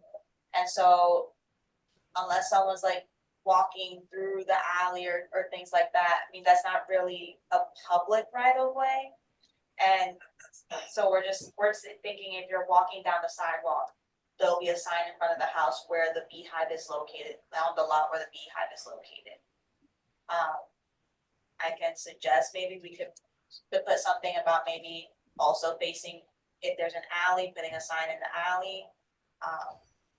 But we weren't really necessarily thinking about that because we figured. Wait a minute, why don't we do with like a combination art project, like a mural along the alley of bees with big flowers? How about let's let the EAC work out. Yeah, I mean, Yeah, right. I could bring that to the EAC, about, maybe wording the part about the signage to include it if there's an alley or if it's bigger, it has to be on the curb, something like that. Emily, I don't know the exact statute, but there is a statute regarding where places keep horses, and there's signs that dictate what those signs have to say. So that may just be a resource. Okay, That's maybe part of that. maybe I'll let the EAC look at Don't it. say it has to be in the window of the house because. Well, it's saying here that it has to be in a place visible to be facing public, so either on their railing, in somewhere where someone walking past on the sidewalk can see it. Oh, yeah, on the side, can we paint the sign on the side similar to the directions to get to Never Sink Mountain? Okay, can't, okay.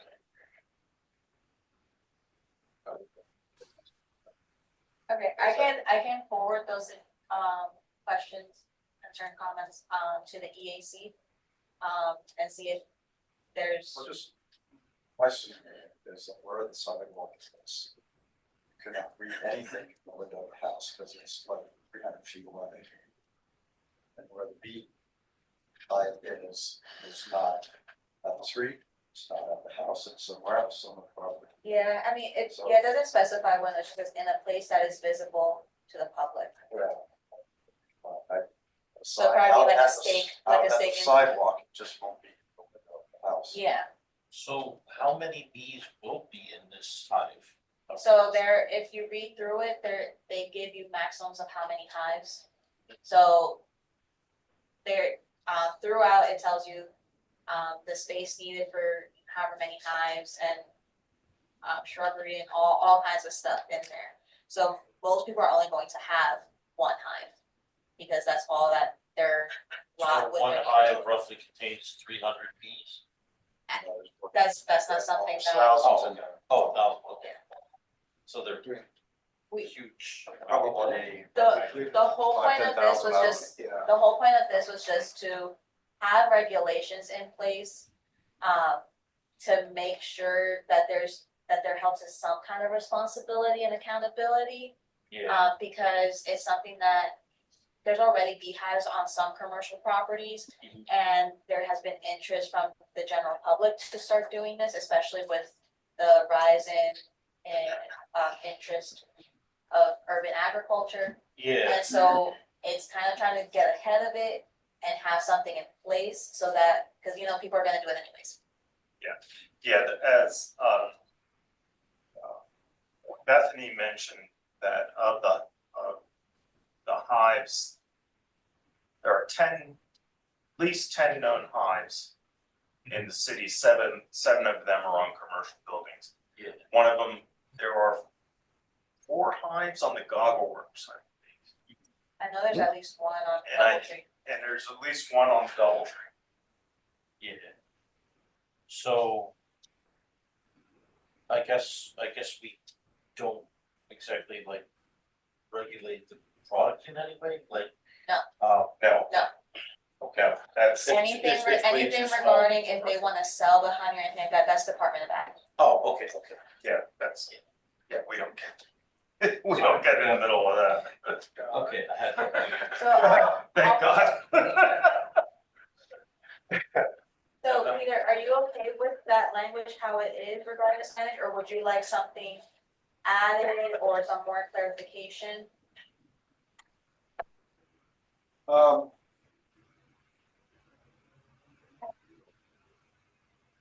Visible to the public is fine. Um,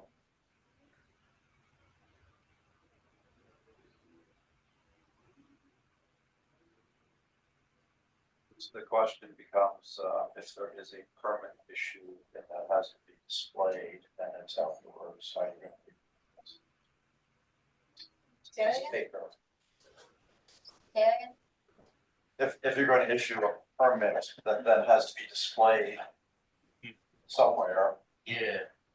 outside, then what are we gonna put it in to keep it? Yeah, and that was one of the things, that was one of the conversations we were, this, I've seen this, those that was one of the before, yeah. conversations we were having about what kind of signage and. Yeah. And things like that, if it'd be like, Page not necessarily protectors. metal, but like something more sturdy. Like I've seen them as like wooden signs and then the notice is like stapled to that wooden sign and it's in a page protector. Yeah, I can, as again, the design of it, we can see maybe some sort of like.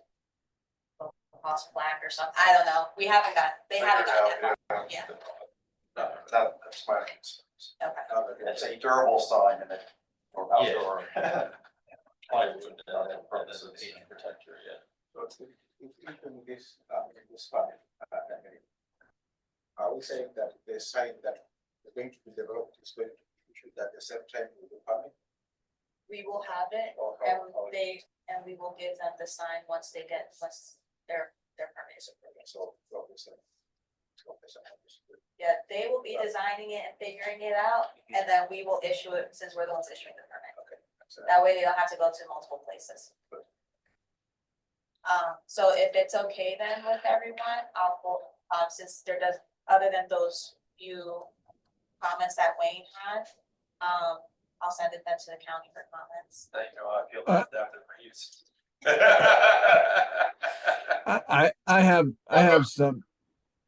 I have something if I may. Thank you. I reviewed it and I think it's an excellent draft. I noticed it goes from section D to section F. There's no section E. Typo. We'll fix that. And then I have a substantive question. Section D, subsection 4 about the fresh water supply. I leave this to the environmental committee to figure out if there needs to be any verbiage here. And I don't think we have anything else in our other ordinances. I don't remember. My only concern there, as usual, is, that there not be any standing water that would be attractive to mosquitoes. So just that consideration. If there needs to be any tweaking of that, or if there's a reference to some existing ordinance. I don't think we have one in that regard, or perhaps to the state's environmental regulations or something like that, maybe. Bees need a water source, and if you don't provide one, they're gonna find one, and it might be your neighbor's pool, where the kids are splashing in their little label pool or something, so, and it's not good, so you need to supply, a bird bath kind of thing, the water can be stagnant, they don't care if they drink anything, it's not like you have to, carefully keep it clean and refill it, but they do need a water source close by to the hive. Otherwise, they're gonna fixate on some other water source and use it repeatedly. So I guess Will's concern is giving them their water source, but also not having a mosquito breeding down. Yeah. Like there may be something in the property maintenance code that addresses stagnant water. I don't know if that's limited to swimming pools or not, but I think that would be broad enough to allow for the water to be there, but not become stagnant and create a health risk. That's really not a lot of water, just, Try water. And there are waters, like big waters, small containers that you can use for them. Yeah, so that should. And, they're gonna need to show that on their zoning permit when they submit it. So maybe it's just a conversation that I'll have with the EAC and say, do you have any guidelines that I can follow to determine if this is good enough? Or we can figure that out. Okay, thank you.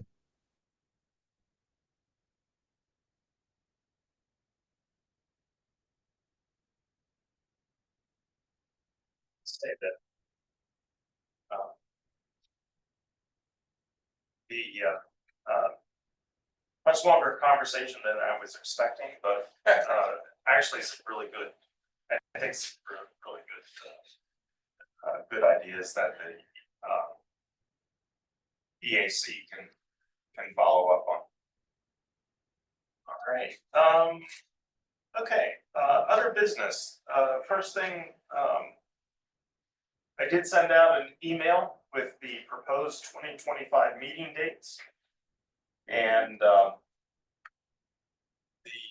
and with the suggestion that we would start the workshops at 5:30. So that people who need to go to the HARB, they can come to us first. And we'll put them on the agenda first. And then they can go to the HARB. You can see that I did show that April 15th.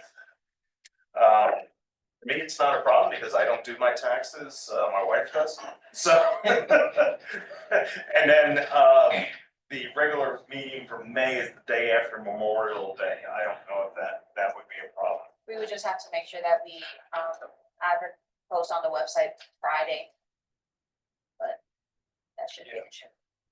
Yeah, I was just thinking in case, anybody decides to leave for the week. Most people don't because kids are still in school, but yeah. So, if everyone could take a look at that and review that, and we will take a vote on it at the December meeting. And then Emily can then go ahead and advertise. I think that gives you enough time, right? Yeah. Yeah, okay. Right, Michelle? That gives me enough time. I think so. I think we only Oh, need to. yes, yeah, because we won't be meeting till mid-January, yes. And can you send me that? I don't see that I've had that. I'll forward it to you. Thank you. December 2nd. You are on it, but I'll forward it to you, so it's at the top of your email. Oh, you mean Darren? Darnets. Thank you. December 17th.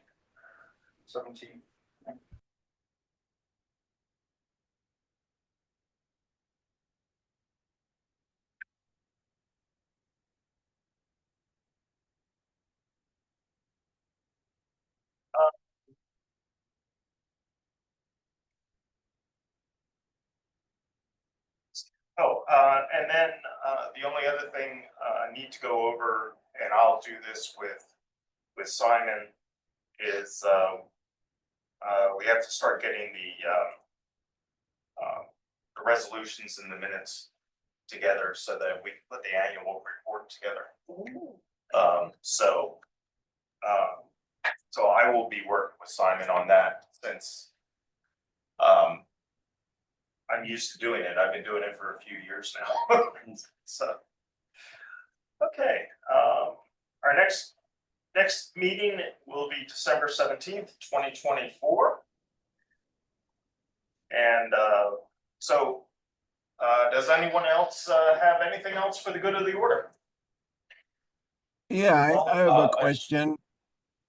Go ahead. Go ahead. Wait, let me go first. No, Thank you. You go There's a first, li- Will, and there's then a little bit- I'll take the rest. Okay, there's a little bit of a delay, so it's hard to hear.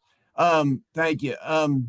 Maybe you know the answer to this, Mr. Chairman, and we have Public Works on the line. I was just wondering, are the lights on the Spring Street subway going to be replaced anytime soon? So. Okay, so I guess you're telling me that they're out. They're actually non-existent. Yeah, They're actually non-existent. I remember talking to Dan Mounts about this a couple of years ago from Hernisen, and he was the one that came up. I think they were LED lights that were in there. They were working Yeah. some time ago. I don't know when they've gone out, but I've It looks I've to me like a truck went under there and scraped them right off the surface. Wouldn't surprise me. probably On isn't the both first time sides. or the Yeah. last. Yes. Yeah. So okay, Turn those lights on again. I have so duly noted that, and I will respond to our director and Hernisen to have a take a look at that. Thank you for notifying us. Thank you. And I should mention while you're here, because we're early here, so we have a little bit of time to squeeze some things in. What at our first meeting with the West Reading Borough, it was brought up, and there was widespread concern on both sides of the river about the lights, the street lights that are out on the West Shore bypass. And I know I had brought this out. I know this and was brought up that, as you had, Tim, that this is a state road. I just wondered if there's, I remember I had said at the meeting, if we would circle back to this and some, is there any way we could bring leverage on that? You didn't get Alan's email? Whose? Alan Piper? Was I supposed to get that too? I will resend it. Okay. Then. Yeah, he's the expert. The lights will be fixed by 2027. Oh, I Yes, don't bottom remember line. seeing that. Yeah. Okay. They're on order. That's the same time when they're going to start the Yeah, 422 exactly. the 422 Yes. bypass reconstruction. Yeah, 2026, early 2027, they should be Right. done. So. Yeah. There's no plan for fixing all homes, right? They've actually been they've been working on it. The idea was, yeah, Yeah, they've been working on it for years and they have not yet been able to fix it. yeah. Now, what Alan explained to me is that they don't want to do a whole new system because the whole new system will be put in when the 422 expansion happens. So what they've been trying to do is track down these 40-year-old parts and replace the existing system that was made 40 years ago. The only problem is that the company that was in charge of it was Telco. The county fired them. So now somebody else had to take over their work, and then they had to start all over again. So, but Alan has this in the email that he sent me, and I thought I sent it to everyone, so apologies for that. So I will send that out when I get home. Thank you. While we're on the subject of lighting, Tim, I'm gonna email you specifically, but just to let you know, there's like 2 blocks on North 10th Street that all the streetlights are out. Like it's completely pitch black. Yeah, But I'll tell you. yeah, those are probably on wooden poles, so it would be Med Ed. So all we do is we contact Med Ed, and I think actually anybody can do that. I should look that up.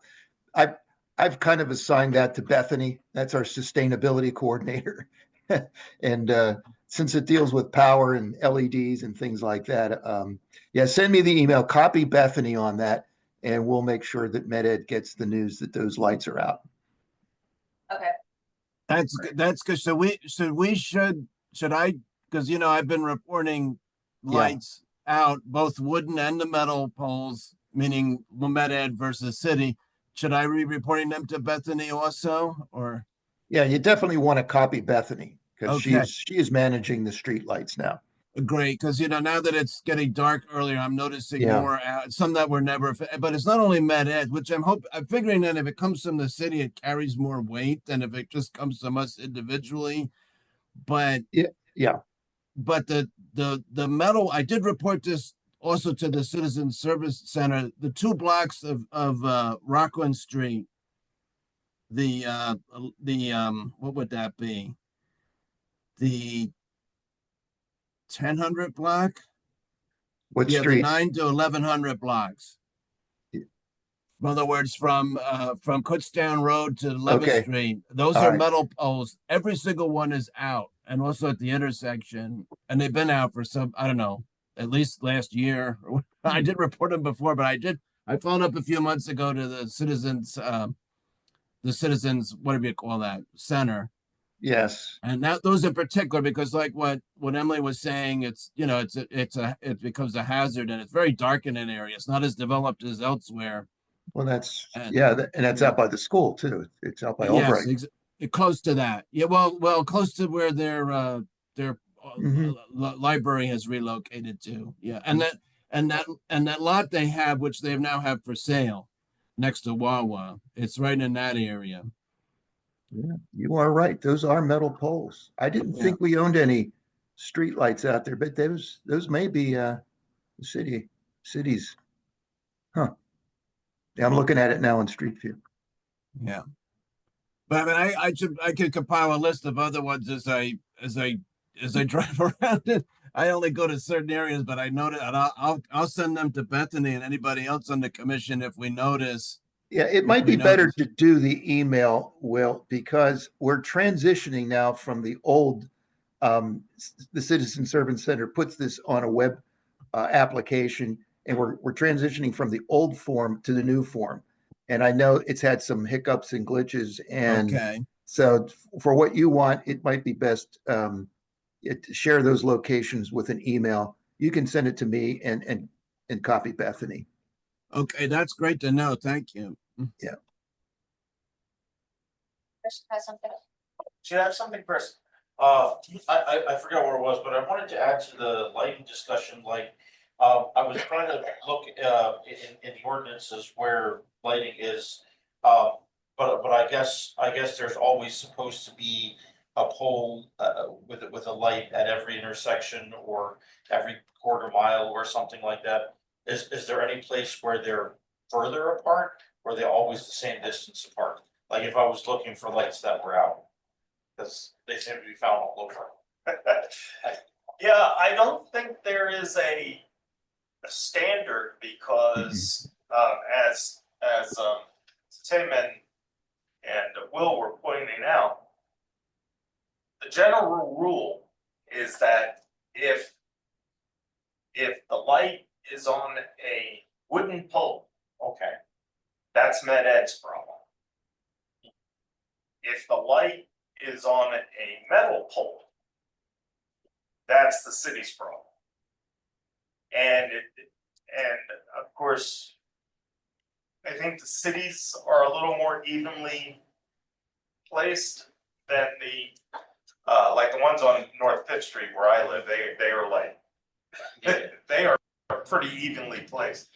But the ones that Med Ed, they could be anywhere. They're in alleys. They're all over. Yeah. Yeah. Yeah, as far as how they get set, I'm not aware of any standard. There's nothing in the ordinance that establishes how do you do adequate lighting of the street, like there is adequate lighting of a parking lot or a land development, a private commercial lot. And since Yeah, I I've go on walks sometimes. yes, I've been here over and 10 years. sometimes it's thinking appear to be really lit, even though there are lights in that area, it doesn't feel lit, if you will. Yeah. Yeah, there are no standards that are in our ordinance for placement of the illumination. Just the light spillage requirement. Yeah. But and those are mostly found in suburban or rural municipalities where if the residential development were to go in, you would look to put them at the intersections, or possibly if it's a multifamily development in the parking area. Yeah. So we don't have that criteria specified because most of our areas are already lit.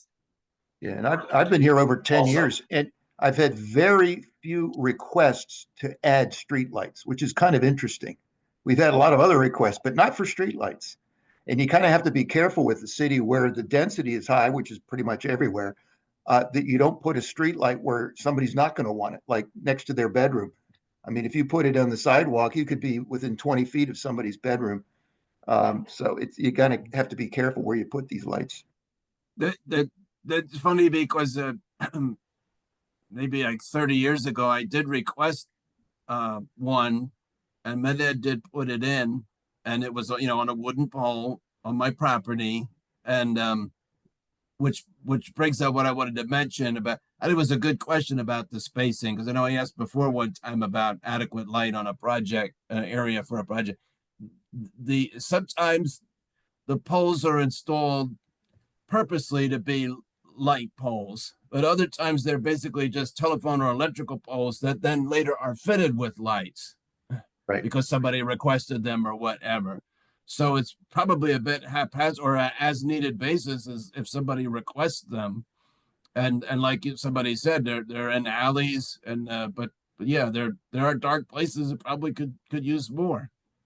So it's something, if citizens want to request it, they should bring that to Med Ed's attention or to the city, or what do you recommend? Yeah, I did notice this is something I looked at years ago, that in a lot of the areas, especially the high density areas, you'll see some fairly regular installation of streetlights on the the electric poles, the utility poles that are hanging wires as well. And there tends to be 2 or maybe 3 per block, seems to be about the average, evenly spaced. And then not all the intersections, but a number of intersections, but not all of them. Even the signaled intersections, not all of them. All the ones we're doing now, all the new ones, we just put in 3 of them on North Front Street and some others. We're making sure we put luminaries on those. Those are the streetlights. Yeah, for example, Front and Windsor Yes. didn't have streetlights, and those with the new traffic signals, they will be the new LED lights, which will be Yep. very nice. And it'll be nice when Med Ed gets out there to connect it too. We can't wait. So in fact, all of North Front Street, from Greenwich, Ole, Douglas, and Windsor, all 4 of those will now be brand new, modern standard traffic signals with luminaries. Preemption, video detection, all the latest stuff. Wow.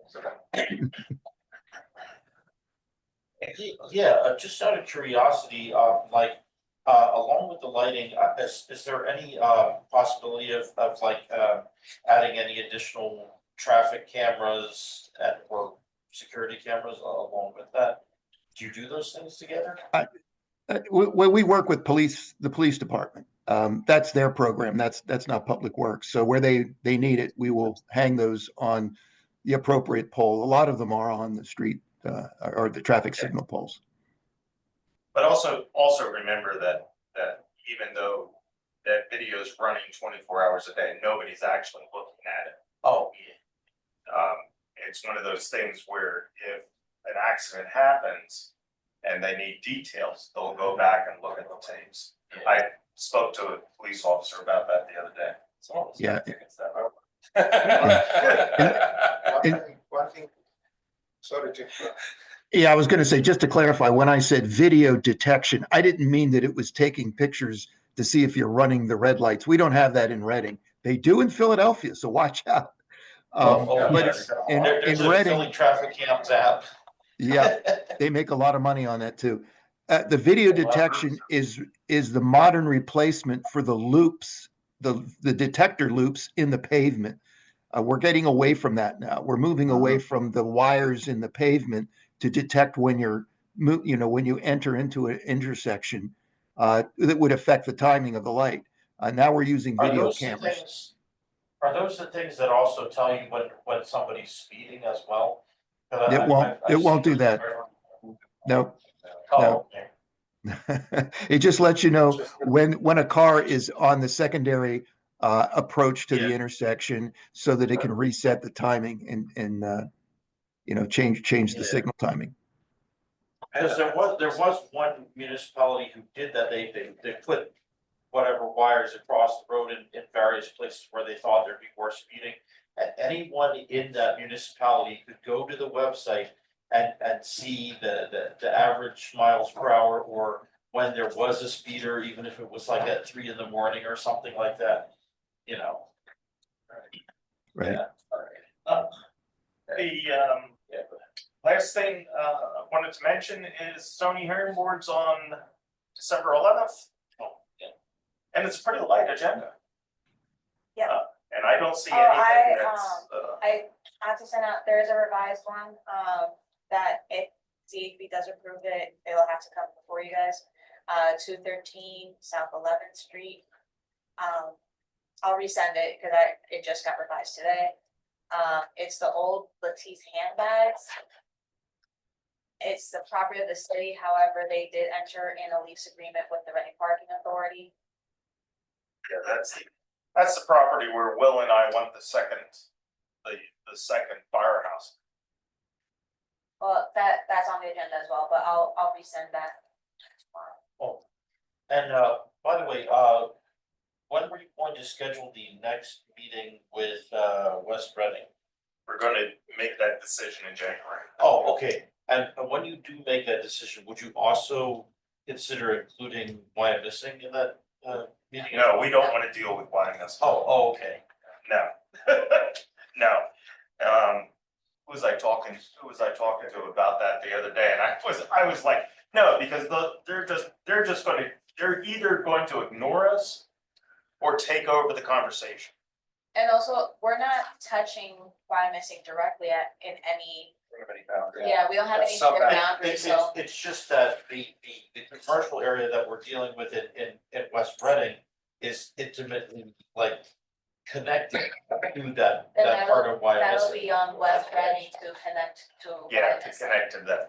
Oh, okay. Yeah, we're not gonna, And I also did want to apologize that the one image that came up in the email that I sent about the corridor shuttle, that the image came up really large, and I thought maybe somebody from Flex had reported it or something.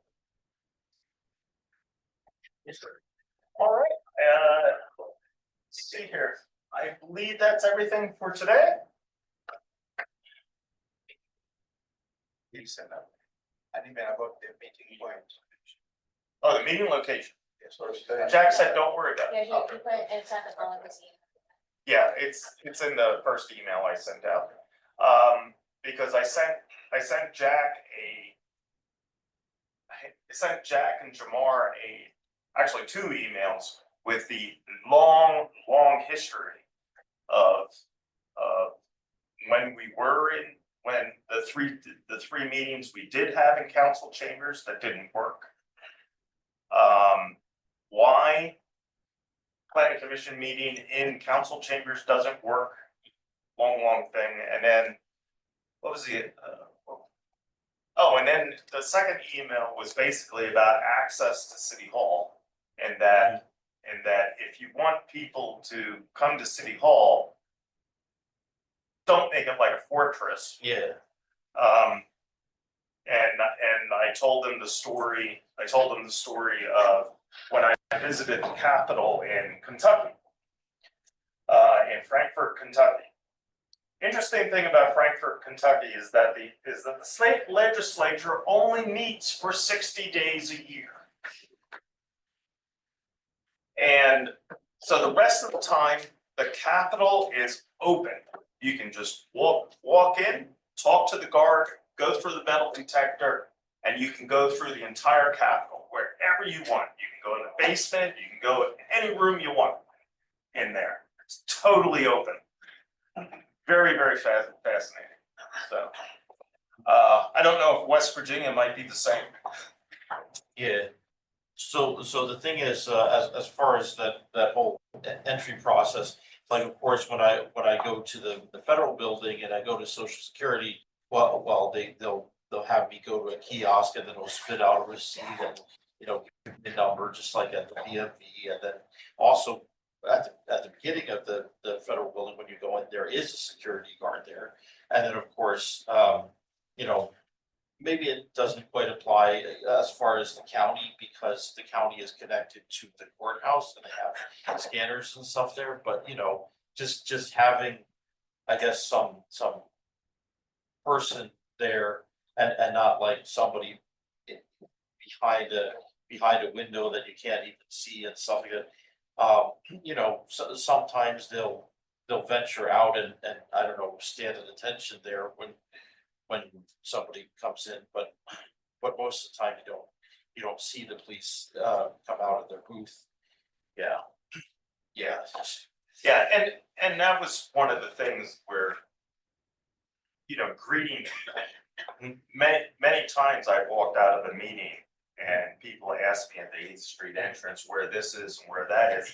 And I actually sometimes have to bring them back into the building because they get awfully confused. I mean, even something as simple as like somebody having a sign-in sheet, like what we had to do for the subdivision course at Albright.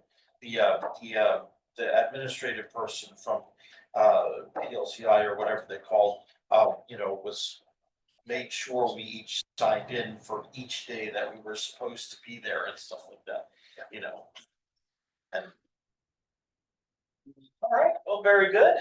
It's a little bit after 8 o'clock, so do I hear a motion to adjourn? Yes. Peter, second? Somebody's gonna second it. oh, I'll say it. Okay, Chris? I was gonna say, I mean, y'all can stay and talk. Very good, thank you. Question on the motion? All those in favor, please say aye. Aye. Opposed? Happy The ayes Thanksgiving. have it. Okay, Happy, yes, happy Thanksgiving, everyone. Yep. Thank you. Happy Thanksgiving. Don't drink and drive.